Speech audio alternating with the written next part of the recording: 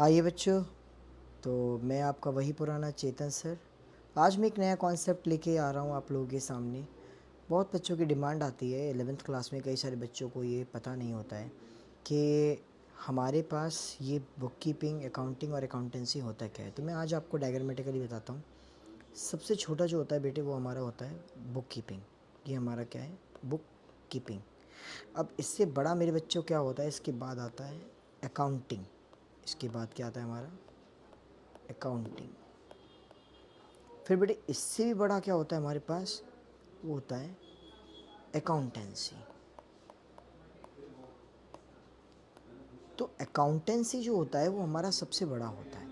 Accountancy जो होता है वो हमारा सबसे बड़ा होता है। This is our largest part and this is middle part and this is smallest part. तो हमेशा याद रखना, सबसे बड़ा होता है अकाउंटेंसी, सबसे बड़ा होता है अकाउंटेंसी, उसके बाद होता है अकाउंटिंग और उसके बाद होता है बुक कीपिंग।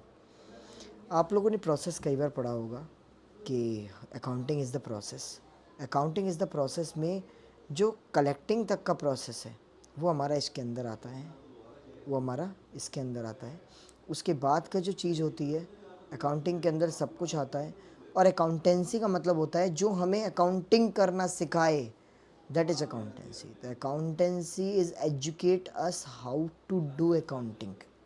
अकाउंटेंसी की डेफिनेशन ही ये है, accountancy is a gadget, is a instrument, is a person, is a knowledge which educate us how to do accounting.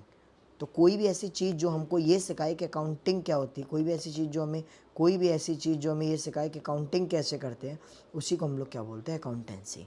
और अकाउंटिंग का एक छोटा सा पार्ट होता है बुक कीपिंग, जो कि अकाउंटिंग के अंदर आता है।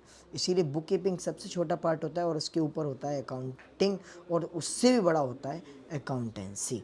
तो ये था एक बहुत छोटा सा concept, difference between book keeping, accounting और अकाउंटेंसी, या relationship between book keeping, accounting and accountancy. ठीक है बच्चों, आई होप आपको समझ में आएगा।